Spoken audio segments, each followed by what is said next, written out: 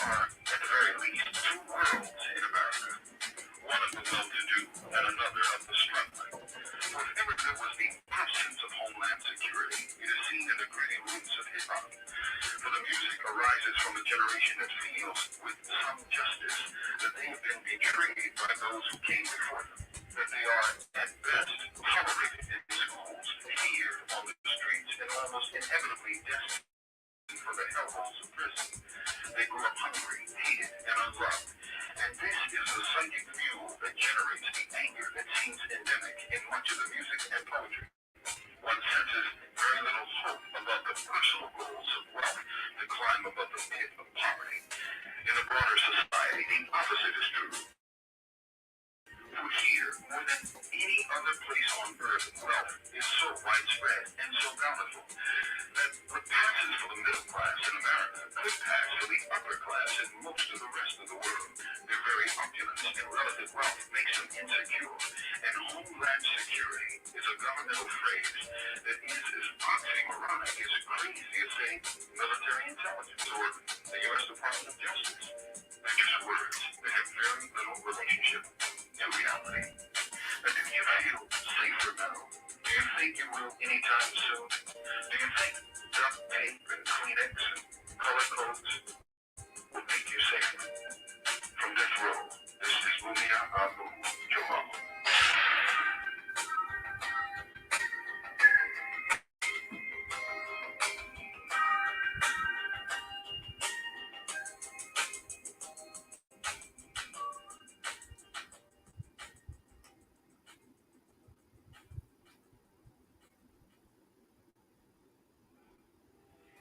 There are many governments, business interests, even religious leaders that would like to see me depart this earth. I'll grant them their wish soon enough. But before I do, I wish to make a small contribution, a final gesture of goodwill to the people of this little planet that have given, from whom I have taken so much. Yeah, this is Poison with a message to... And then I remember when Mumia Abu Jamal was facing execution last August. I don't know how many of you have heard of the case of Mumia Abu Jamal, but when the campaign was on for Mumia Abu Jamal, I remember at the very time, just before his scheduled date of execution, and when there was a campaign going on around the country, indeed around the world, to stop his execution, there was a meeting. It so happened at that very time in Philadelphia, which is the site of all of that, of Jamal and Move and the Pennsylvania governor coming to office, promising to carry through all of the executions that were planned in the state of Pennsylvania. And just at that time, the Association of Black Journalists met in Philadelphia and debated the question of whether they should call for a new trial for Mumia Abu Jamal, which is what the campaign was for. E.L. Doctorow, the novelist, wrote an op-ed piece in the New York Times saying, as many people did, we don't really know the facts of this case. It's hard to know. We have conflicting evidence. Who can say for sure whether Mumia Abu Jamal killed this policeman or not? But judging from the way the trial was conducted, from the way the witnesses were brought forth, from the prejudice of the judge, who was proud of having sentenced more people to death than any other judge, he deserves a new trial. That's what people were asking for, and this is what the Association of Black Journalists was debating.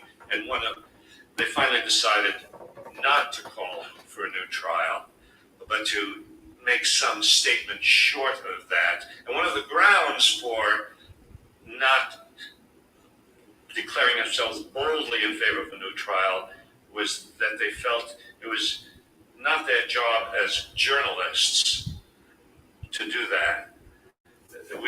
Our job, as one of them put it, our job is to advance ourselves professionally and to do everything we can do to advance the profession, and somehow this doesn't fit in.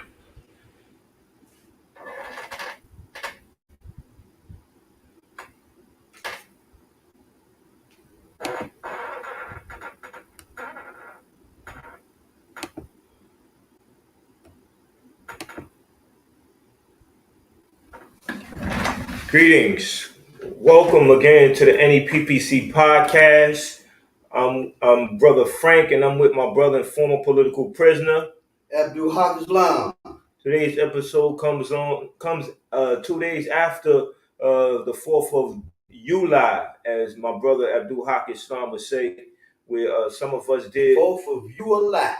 4th of July. Can't say it no clearer than that. Some of us engaged in a number of activities that we were probably not aware of regarding celebrating the history of his country.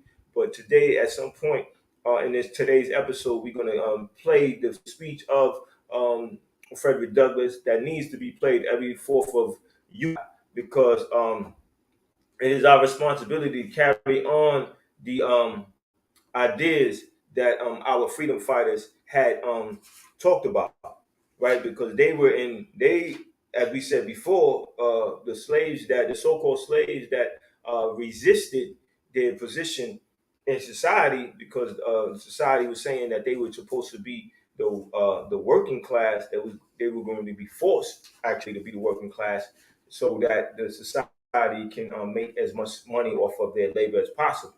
So they resisted, and some of them were in prison, and some of them were executed. And so they were the first political prisoners, just so we can put the concept of political prisoner in its proper context when we talk about this idea, because this is not a new idea. This idea has been going on since the first societies were established, because they were always people who questioned what was happening and said how far they would be going to take action against an idea that is counter to what they feel is correct or even civilized, as we supposed to live in a civilization, a place of peace.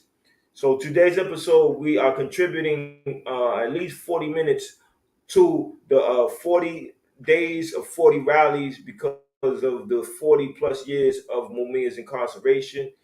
We appropriately titled this 40 years plus, why is Mumia still incarcerated?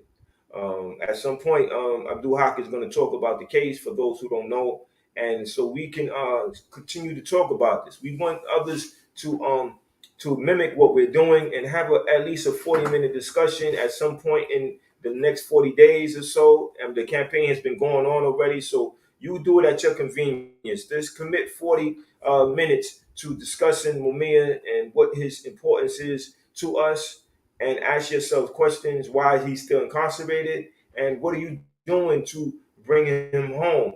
Because I had to ask myself that question, and prior to us coming on air, I asked Abdul Haq Islam is why is Mumia still incarcerated? And if we really think that Mumia is innocent, what are we doing? And if we're not doing enough, why? Then obviously we think that his incarceration is correct. And if we think it is not correct, then we need to question the quality of our work. And I think that that's what it boils down to. It's the quality of work of the people. That's right. Put the pressure on, Put the pressure on. And make it a priority. Just like education is a priority, voting rights is a priority, freeing those who are innocent, freeing our political prisoners is a priority. We must put the work in.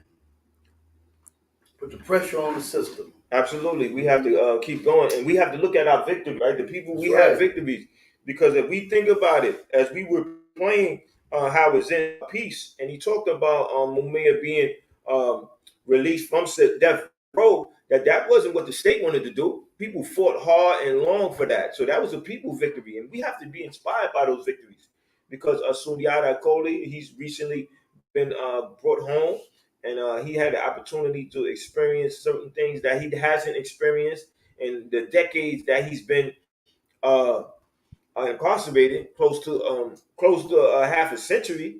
And we have to look at that, and we have to say we have the power to relieve our political prisoners.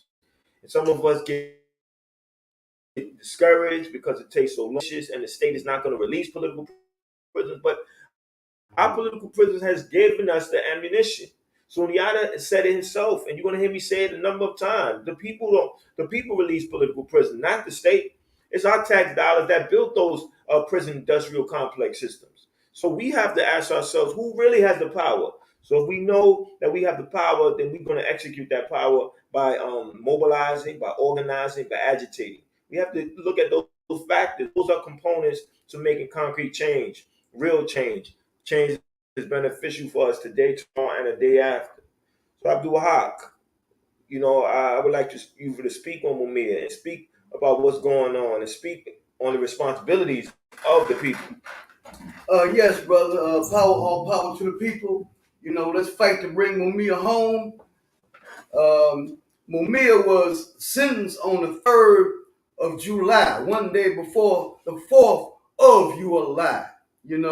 And we're saying that the 4th of July is a period, a big propaganda period for the enemy, in which the enemy tries to push the idea of white supremacy, that this so-called civilization, this system that he has created, is the most perfect system in the history of the world.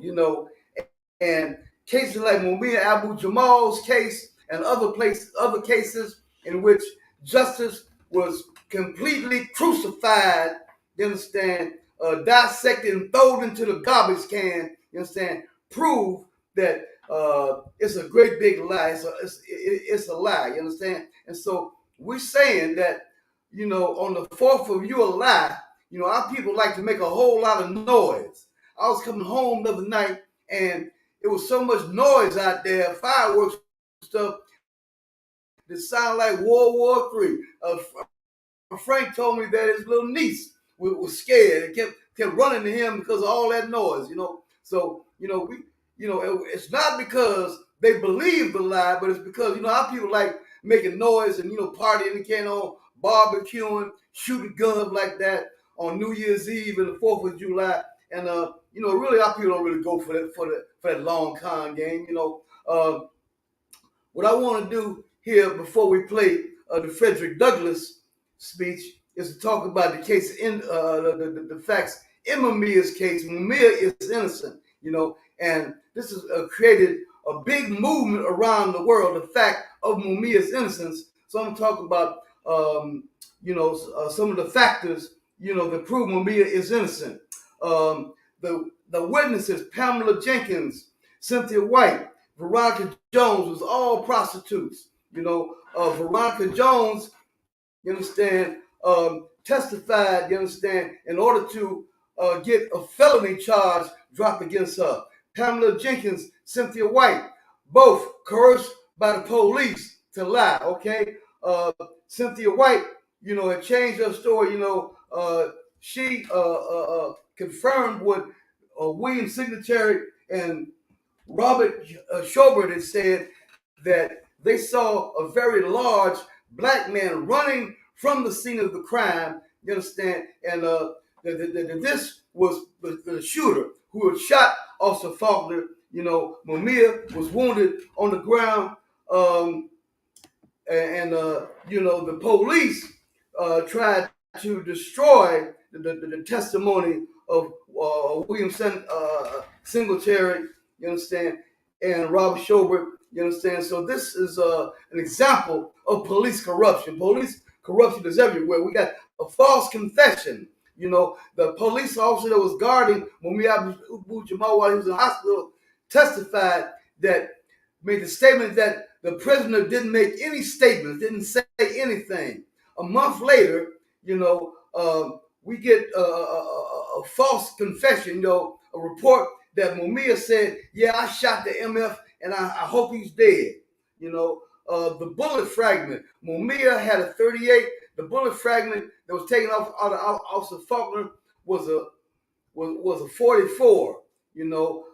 Somehow miraculously, the fragment of the bullet, which would have showed the caliber of the bullet, they lost it. Can you imagine them losing, actually losing a very, very vital piece of evidence like this? The Lord Anthony Jackson, ineffective assistance counsel, didn't prepare at all, didn't interview any witnesses. So we got very, very strong grounds for Mumia to be tried again, Mumia to be free, and the people have the power. Do not ever think that the system is so overwhelmingly powerful that ain't nothing you can do. It's always a military strategy to overwhelm the spirit of your enemy. You understand? To completely overwhelm your enemy and make him think there's nothing he can do to fight back, that he becomes paralyzed with fear and awe. You understand? That's what they try to do to our people. But Mumia was scheduled to die on Marcus Garvey's birthday, more than 40 years ago. It was the power of the people in the street, you understand, to save Mumia's life. That same power of the people can put the pressure on the system, you understand, to bring Mumia home. Okay, brother, would you play that clip by James L. Jones' Frederick Douglass speech? Yes, I'm going to get it right now. Just give me a few minutes. Please excuse the delay, as we are understaffed, but we realize the importance of the message. So we have to put it together.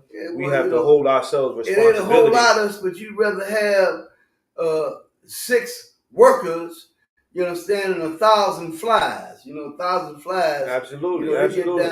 They got megatons of organized effort into doing nothing. So you'd rather have some workers. Absolutely. All right, boom, there it is. I do not remember ever to have appeared as a speaker before an assembly more stringently, nor with greater distrust of my ability than I do this day.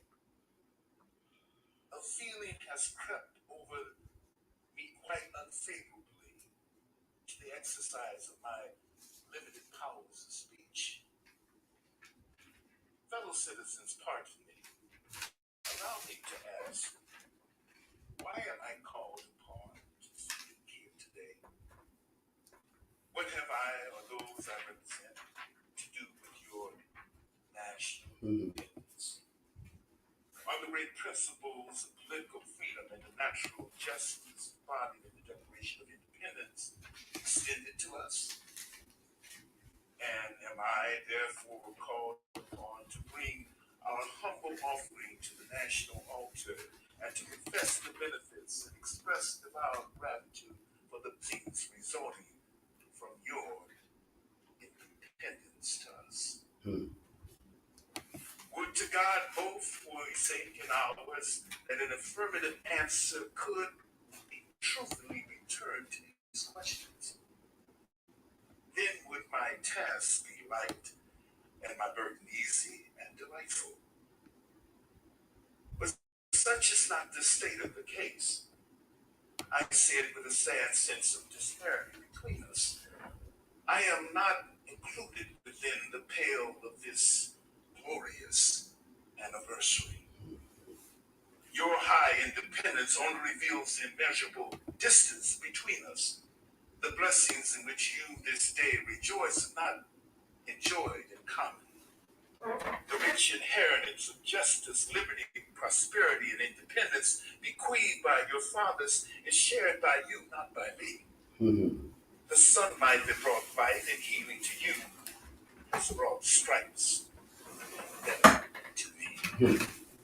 This 4th of July is yours, not mine. Right on. At a time like this, scorching irony, not convincing argument, is needed. Oh, had I the ability and could reach the nation's ear, I would today pour out a fiery stream of biting ridicule, blasting reproach, withering sarcasm, and stern rebuke. For it is not light that is needed, but fire. It is not the gentle shower, but thunder. We need the storm, the whirlwind, and the earthquake.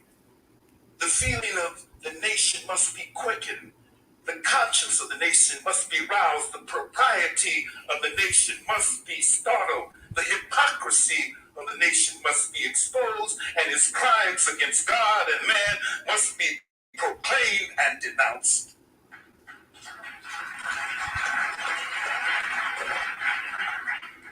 What to the American slave is your 4th of July?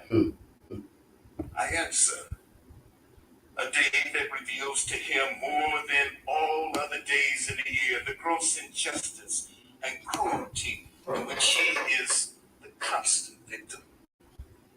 To him, your celebration is a sham, your boasted liberty an unholy license, your national greatness swelling vanity, your sounds of rejoicing are empty and heartless, your denunciation of tyrants brass-fronted impudence, your shouts of liberty and equality hollow mockery, your prayers and hymns, your sermons and thanksgivings with all your religious parade and solemnity are to him mere bombast, fraud, deception, impiety, and hypocrisy. A thin veil to cover up crimes which would disgrace a nation of savages.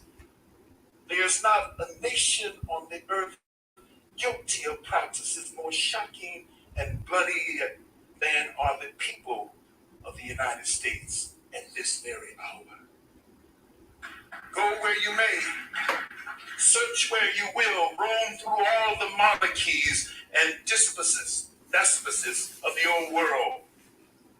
Travel through South America, search out every abuse, and when you have found the last, lay your facts by the side of the everyday practices of this nation. And you will say with me that for revolting barbarity and shameless hypocrisy, America reigns without a rival.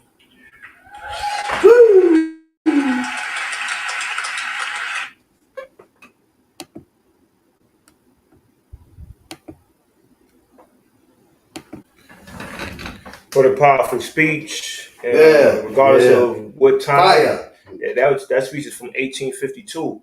And we live in 2022 and it's still relevant, right? It's still relevant because people are dealing with oppression and we are dealing with still police brutality. That's right. We have That's a right. recent shooting of this brother in Akron, Ohio. They shot at Jalen him. Walker. They shot Jaden. Yes. Yeah, shot at him 90 times, hit him 60. Shot him while he was on the ground. Jalen Walker, 25, Akron, Ohio. Yeah, so we know when we look at that, we still have that fight to go to deal with. We have the fight for quality healthcare. We want free healthcare. But when we look at police brutality and we look at the history of that going on, that now we have to continue. We have to continue to organize. We have to continue to participate and mobilize. We have to do what needs to be done. But elaborate more on that.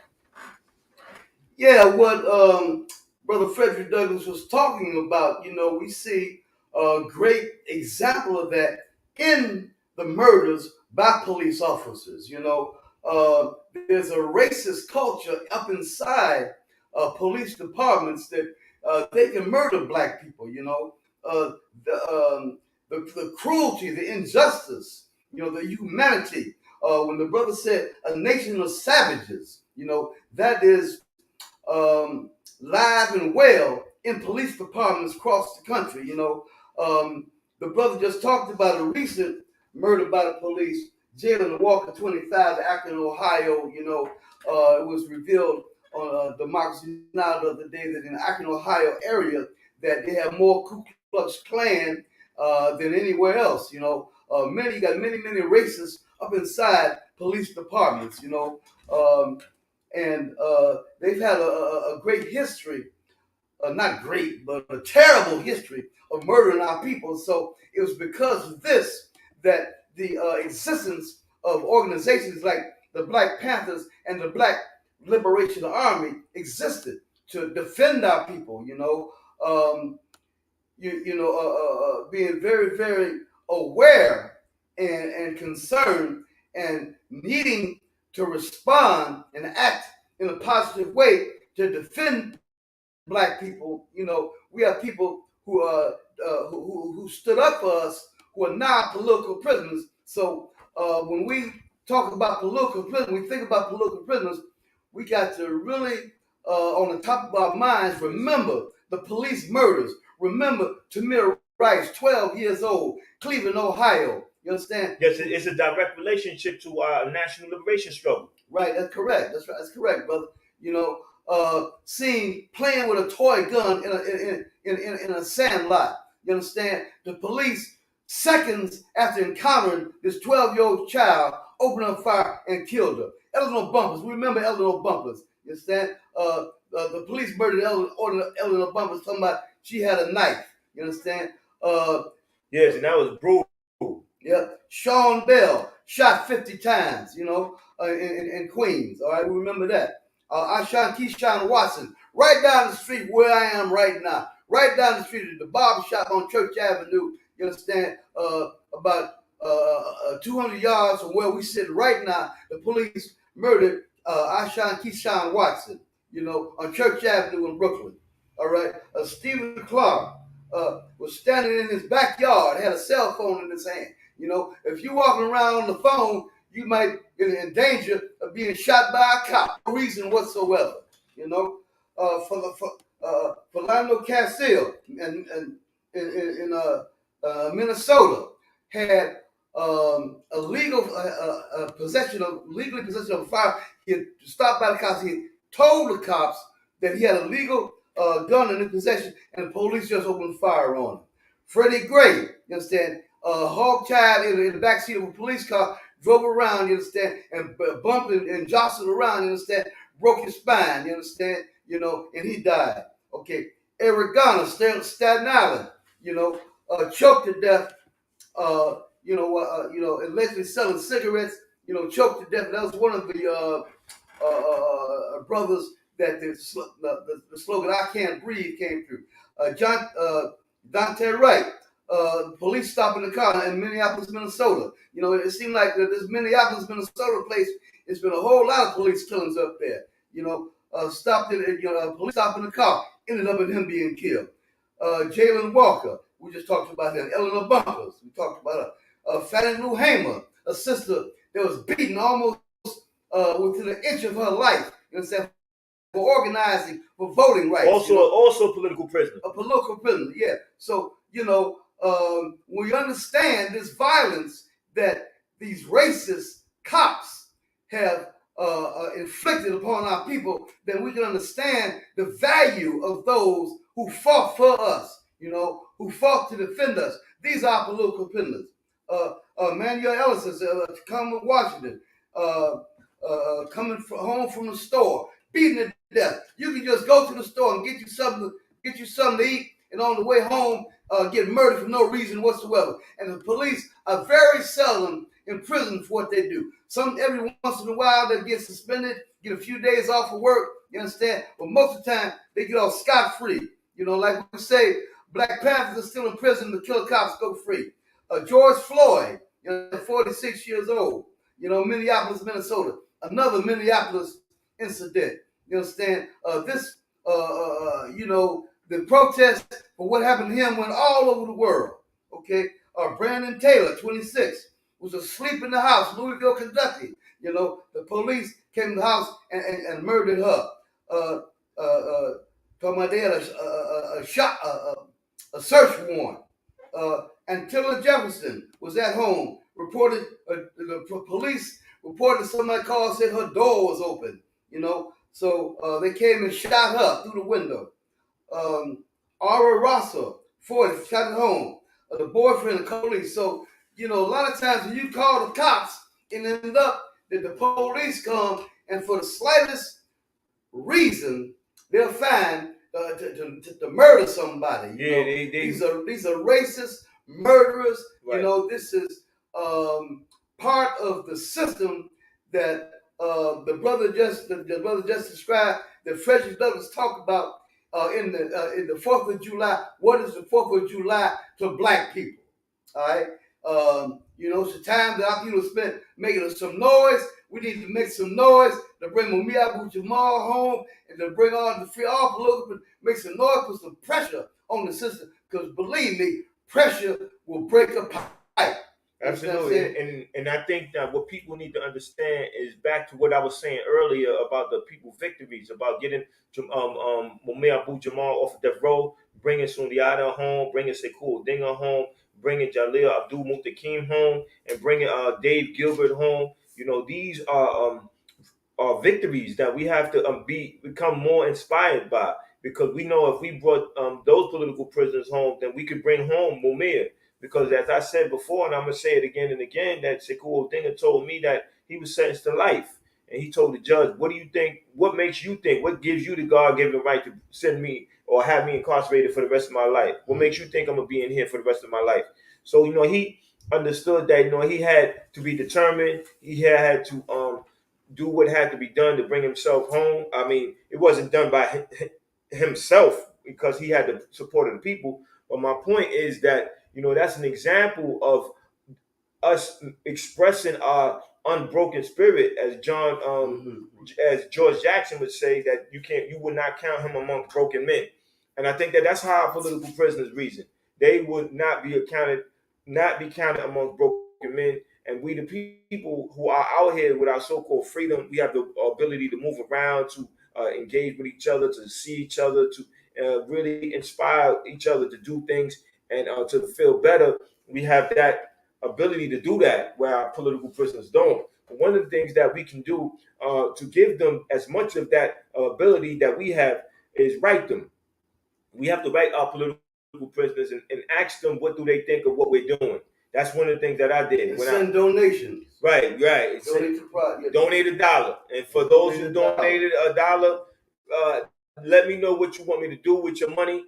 You want me to buy a poster? I'll do that specifically. If you want me to take the money and give it to a particular organization, I'll do that. I'll always let you know, because that's what I'm doing right now. And because of the contributions, I'm able to I was able to pay my ticket for this podcast, this Black Podcast Festival that's happening August 26th, which is ironic because August is Black August, is a day that we get further generated off of doing our political work and making sure that we continue the ideas of those who are incarcerated and those who are passed on, those martyrs in our national liberation struggle. So I'm going to be personally accountable for what I'm doing with my donations, so that if you have any opposing view towards it, that I can say, okay, what do you think I can do and can I do it? Because we understaffed, but yet it's not the quantity, it's the quality. And we ask you to donate $1. $1 can go a long way. The Cash App is Sefus and Kofa. That's SEFUSANKOFA. You can get me at Cash App, and really appreciate those who made the contribution, got more work to do, because we don't stop until our political prisoners are home. Abdul Haq Islam is that, what did that mean to you when you received those letters? I know we said this before, but for those who are viewing this for the first time, it's important that they hear your story, a story of a former political prisoner, regarding that letter that you received in your jail cell and what it made you feel like. Because Mumia Abu Jamal said you're in your bed, he said picture being in your bed 23 hours a day. And so if a political prisoner is incarcerated or in their jail cell for the majority of the time that they're up, then that letter means a lot to them. Well, it's inspiration, it's hope, it makes you realize that there are people out there, who have some political consciousness, who have gratitude, for the fact that folks stood up for them, and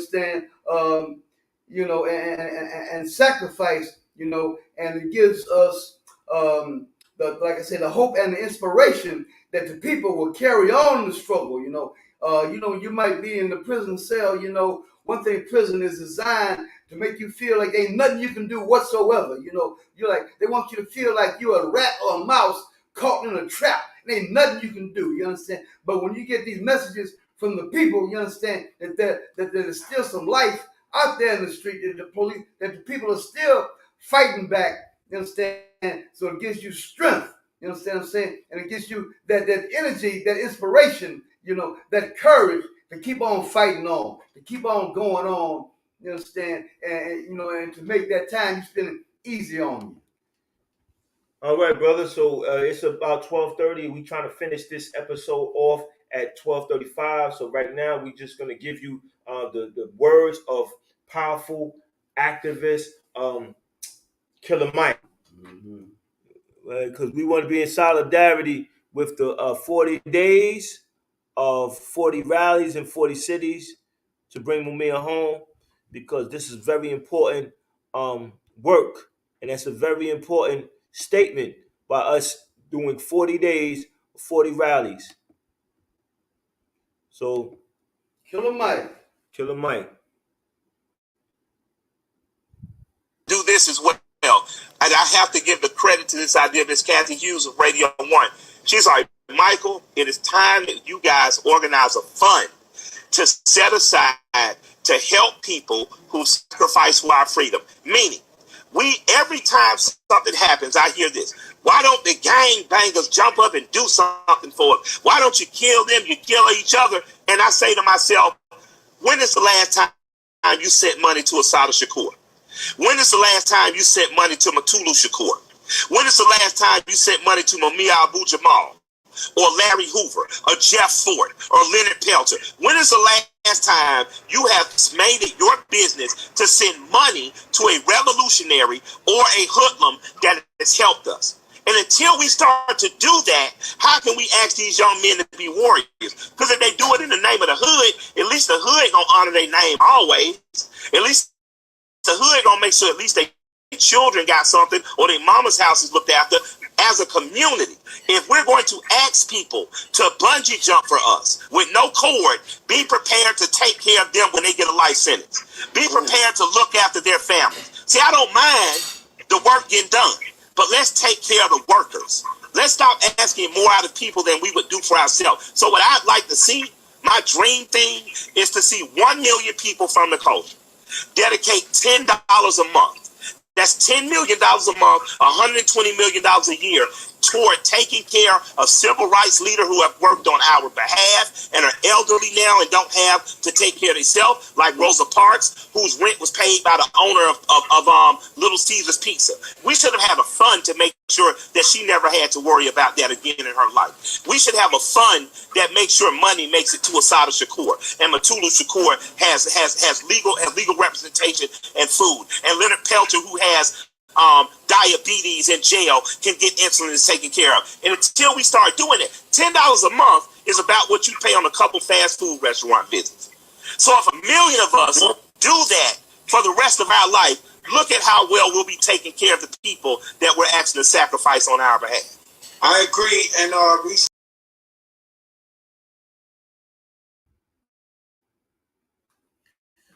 Yeah, so those are powerful words from our brother Killer Mike.